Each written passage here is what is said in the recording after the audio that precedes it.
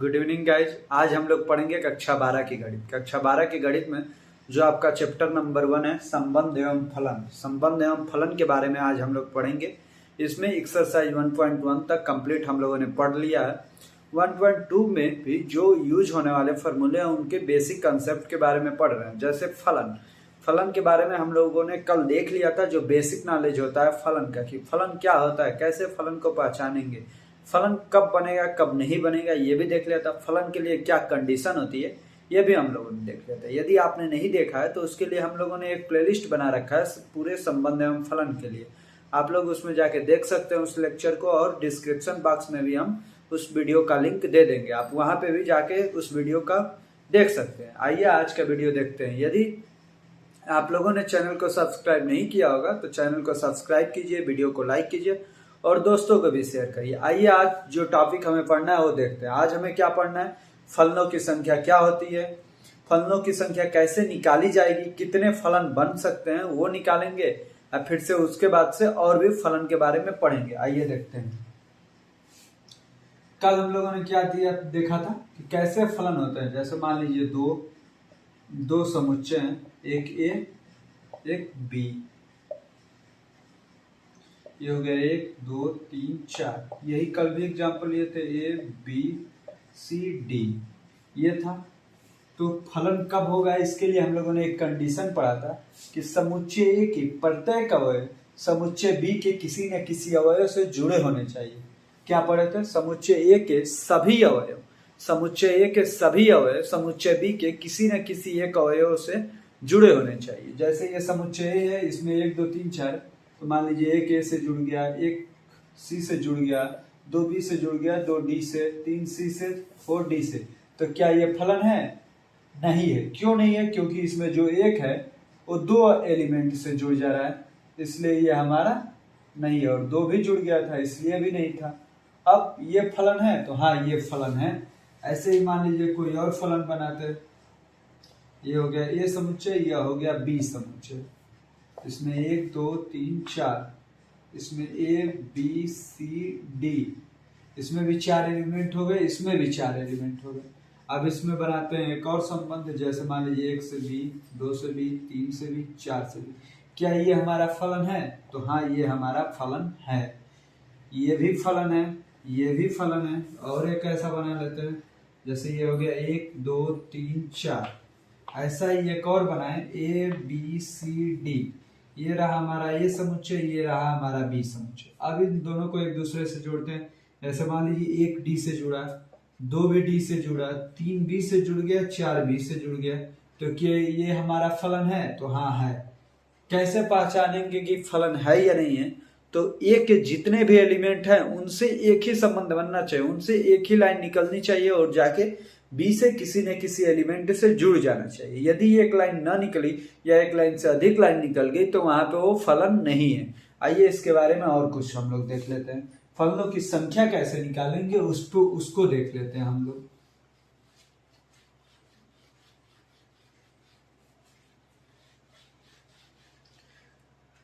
जैसे मान लीजिए यह है 1 2 3 4, यहीं पे एक और समुच्चय ए बी सी डी, ये रहे हमारे एक ए समुच्चय एक बी समुच्चय। इसमें मान लीजिए कि 1 बी से जुड़ा, 2 बी से, 3 बी से, 4 बी से। इसे लिखेंगे कैसे तो ये देख लेते हैं। जैसे मान लीजिए लिखेंगे कैसे, तो संबंध में कैसे लिख रहे थे, आर ए से बी में संबंध, तो वैसे इसमें भी लिखेंगे एफ ए से बी में संबंध है। तो लिखेंगे कैसे, एफ इक्वल टू मझले कोष्टक में 1 कामा बी, 2 कामा बी, 3 कामा बी, 4 कामा बी, ये हो गया हमारा। ऐसे ही मान लीजिए और कोई संबंध हो, ये तो मान लीजिए इस फिगर के लिए पढ़े हैं, ऐसा ही कोई और भी हो। जैसे मान लीजिए उसमें जो संबंध बनाता हो, इसमें तो सभी एलिमेंट बी से जुड़े हुए थे। अब एक और बनाते हैं, 1 2 3 4, यहाँ भी इधर ए है, बी है, सी है, डी है। मान लीजिए इसमें सभी एलिमेंट एक ही से न जुड़ के अलग अलग जुड़ जाते हैं। जैसे 1 ए से जुड़ गया, 2 बी से जुड़ गया, 3 सी से, 4 डी से, तो ये भी एक फलन है। इसमें कैसा बनेगा, तो 1 कामा ए, 2 कामा बी, 3 कामा सी, 4 कामा डी बना।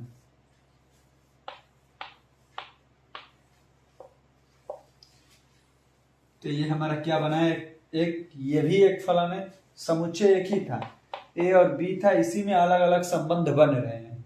कभी एक ए से जुड़ जा रहा है, कभी एक बी से, कभी एक सी से, कभी एक डी से। ये कितने लोगों के साथ जुड़ सकता है, तो 4 लोगों के साथ। ये जुड़ सकता है 4 पर्सन के साथ, 2, ये भी 4, 3, तो ये भी 4, 4, तो ये भी 4 लोगों के साथ। तो इससे एक बनता है फलनों की संख्या, कितने फलन बनेंगे। जैसे संबंध हम लोग बनाते थे कि कितने संबंध बनेंगे, वैसे यहाँ पे फलन बनते हैं कि कितने फलन बनेंगे, फलनों की संख्या। फलनों की संख्या तो कैसे निकलता है, जितने संबंध बन रहे उतने से गुणा होगा। जैसे मान लीजिए 4 बने हैं, तो 4 गुणे में 4 गुणे में 4 गुणे में 4, ये क्या है हमारा, तो ये गुणन विधि से निकलता है। जितने सामने वाले में एलिमेंट है, जितने से ये जुड़ सकता है, एक 4 से जुड़ सकता है तो 4 इसके लिए, 2 भी 4 से जुड़ सकता है तो 2 के लिए भी 4, 3 भी 4 से जुड़ सकता है तो 3 के लिए भी 4, 4 भी 4 लोगों के साथ जुड़ सकता है तो 4 के लिए भी 4। अब इन सब का गुणा कर देंगे तो 4 चौक 16, इधर भी 4 चौक 16। अब 16 गुणे 16, 16 का स्क्वायर कितना होता है, तो 256। कितने फलन बनेंगे इसमें, तो इसमें फलन बन जाएंगे 256। ऐसे ही कोई दूसरा भी एग्जांपल लेकर देख लेते हैं कि उसमें कितने फलन बनेंगे। आइए उसको भी देख लेते हैं।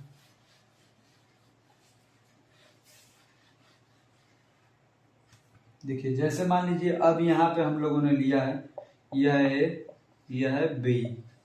अब जैसे यहाँ पे ले लिए हैं 4, 9, 25, इधर एक्स वाई और जेड, एक्स वाई जेड लिए हुए हैं। अब यहाँ पे होगा कि यहाँ पे कैसे फलन बनेंगे, तो 4 इससे भी जुड़ सकता है, इससे भी जुड़ सकता है और इससे भी, फिर 9 इसके साथ भी, 9 इसके साथ भी, 9 इसके साथ भी, 25 इसके साथ, इसके साथ और इसके साथ। देखिए तो ऐसे बहुत सारे एलिमेंट अलग अलग पदार्थों के साथ जुड़ सकते हैं, अलग अलग बी के एलिमेंट के साथ जुड़ सकते हैं।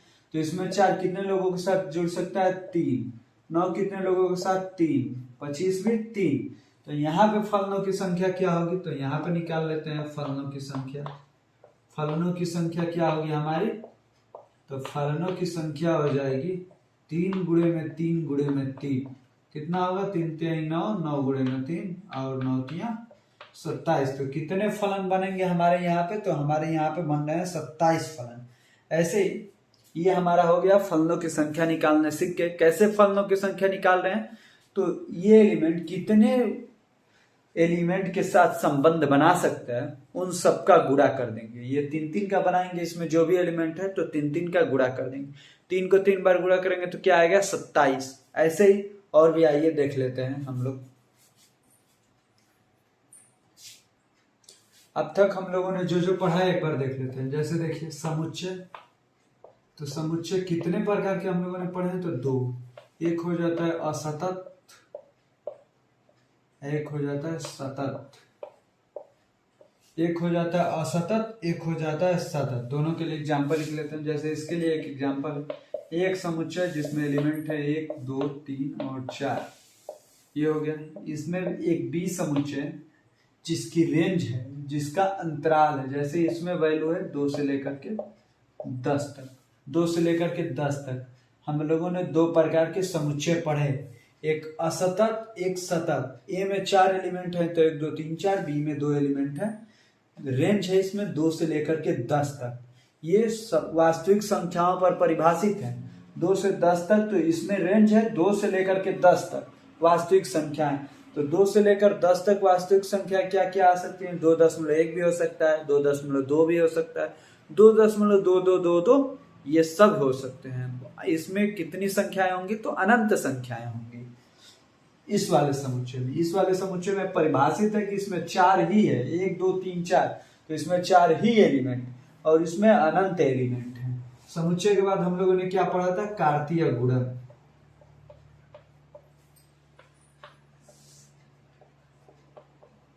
समुच्चय के बाद हम लोगों ने क्या पढ़ा था, कार्तीय गुणन। अब जब कार्तीय गुणन पढ़े हैं तो जो कार्तीय गुणन हम लोगों ने पढ़ा है, कार्तीय गुणन केवल असतत के लिए पढ़ा है। जो कार्तीय गुणन हम लोगों ने पढ़ा है केवल असतत के लिए पढ़ा है, इसके लिए नहीं पढ़ा है। तो जब समुच्चय दो प्रकार के होते हैं तो कार्तीय गुणन में भी दो प्रकार के संबंध बनने चाहिए, एक हो गया असतत के लिए तो दूसरा सतत के लिए भी बनना चाहिए। क्यों नहीं पढ़ा है हम लोगों ने, तो उसको देख लेते हैं। जैसे मान लीजिए कहीं पे ए समुच्चय है जिसमें एलिमेंट है 1 2 3, और कहीं पे बी समुच्चय जिसमें एलिमेंट है ए बी सी, ये एलिमेंट है, ये किसकी बात हो रही है, ये असतत की बात हो रही है। देखिए एक ए से जुड़ेगा, एक बी से, एक सी से, 2 ए से, 2 बी से, 2 सी से, 3 बी ए से, 3 बी से, 3 बी सी से।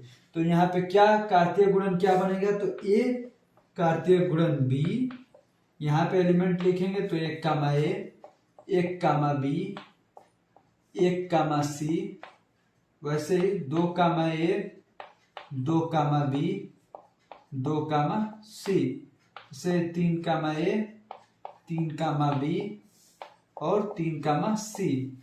ये रहे हमारे एलिमेंट बने हैं। इसमें कितने एलिमेंट बने हैं, तो 9, 1 2 3 4 5 6 7 8 9। तो संबंध कितने बनते हैं, तो उसके अभी हम लोगों ने फलनों की संख्या के लिए फॉर्मूला पढ़ लिया था। संबंधों की संख्या कैसे निकलती है, तो एलिमेंट गुणे एलिमेंट, इसमें 3 है इसमें भी 3 है, तो 3 गुणे 3 9 एलिमेंट बन रहे हैं। और 2 के पावर n भी फॉर्मूला एक हम लोगों ने पढ़ा है, तो उससे भी निकल सकता है कि कितने एलिमेंट बनेंगे एक बार में, कितने संबंध बनेंगे। ये रहा कार्तीय गुणन, ये किसके लिए, असतत के लिए। तो सतत के लिए क्यों नहीं पढ़ा है, ऐसे ही सतत के लिए इसलिए नहीं पढ़ा है क्योंकि इसमें कोई नंबर फिक्स नहीं है। नंबर जब तक फिक्स नहीं होगा तब तक किसका किस में गुणा करेंगे। मान लीजिए यहाँ पे तो 1 का सी से गुणा कर दिया, लेकिन इसमें नंबर ही फिक्स नहीं होगा तो कैसे हम लोग क्रॉस मल्टीप्लाई कराएंगे, कैसे हम लोग कार्तीय गुणन निकालेंगे, एक कार्तीय गुणन बी में कैसे निकालेंगे। इसीलिए हम लोगों ने सतत के लिए नहीं पढ़ा है। हम लोगों ने देख लिया कार्तीय गुणन, ये भी देख लिया कि क्यों नहीं सतत के लिए पढ़ा है, क्यों केवल असतत के लिए पढ़ा है। इसके बाद से आता है संबंध। इसके बाद हम लोगों ने पढ़ा था संबंध। संबंध में क्या था, तो संबंध भी देख लेते हैं। जैसे संबंध हम लोगों ने 2 पढ़े थे, संबंध असतत के लिए भी पढ़ा था और संबंध सतत के लिए भी पढ़ा था। संबंध दोनों के लिए पढ़ा था। तो जैसे संबंध का भी एग्जांपल लिख लेते हैं। जैसे एक R1 है, जैसे एक R1 है, इसमें एक x, y पे एक समुच्चय परिभाषित है x, y में, जिसमें x और y 2 एलिमेंट है। यहाँ पे एक शर्त दी हुई है कि x और y दोनों नेचुरल नंबर मतलब प्राकृत संख्याओं से संबंधित हैं। x और y कहाँ से आते हैं, तो प्राकृत संख्याओं से। अब इसमें और कंडीशन दिया हुआ है कि x, y जो है, x, y ये 10 से छोटे हैं। x, y दोनों का मान 10 से छोटा है। और इसमें एक कंडीशन दी हुई है कि जो x का मान है y से छोटा है।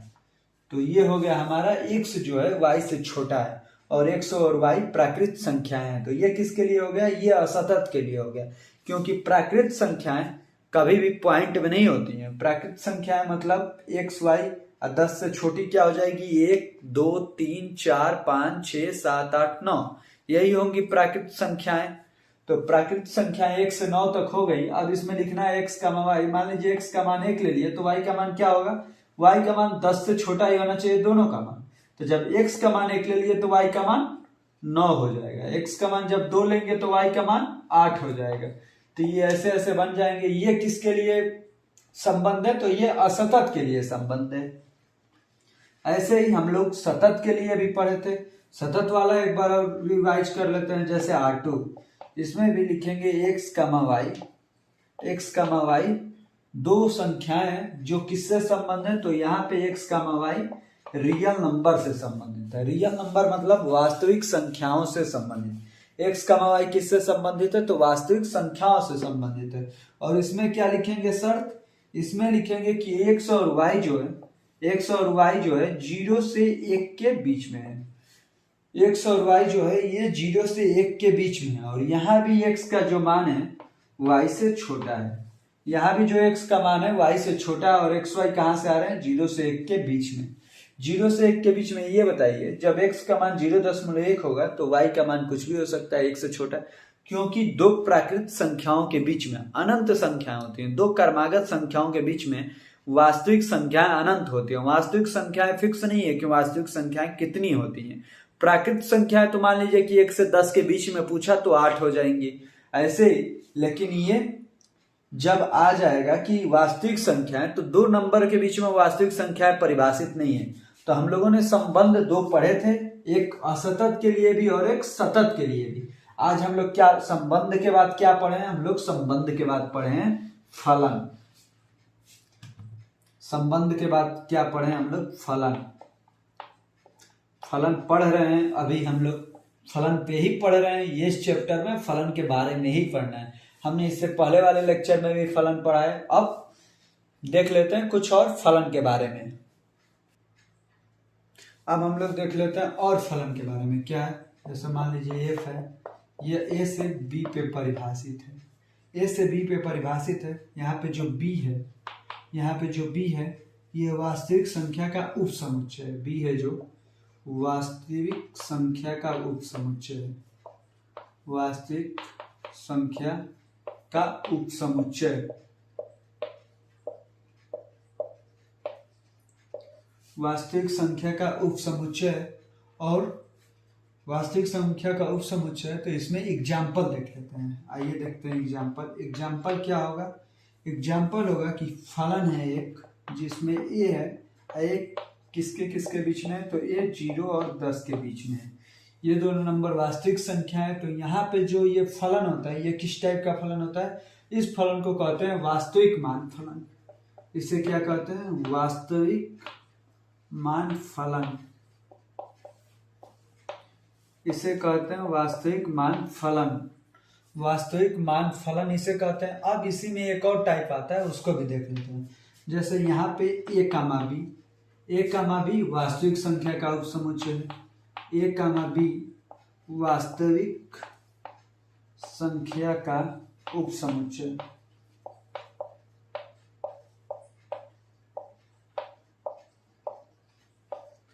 ए कामा बी क्या है? वास्तविक संख्या का उपसमुच्चय है। अब इसमें देख लेते हैं, इसमें भी एग्जाम्पल। इसमें एग्जाम्पल क्या होगा? तो इसमें एग्जाम्पल होगा एफ डबल डॉट। यहाँ पे कहाँ से कहाँ तक है? 0,1 से लेके 0,1 से लेके 2,3।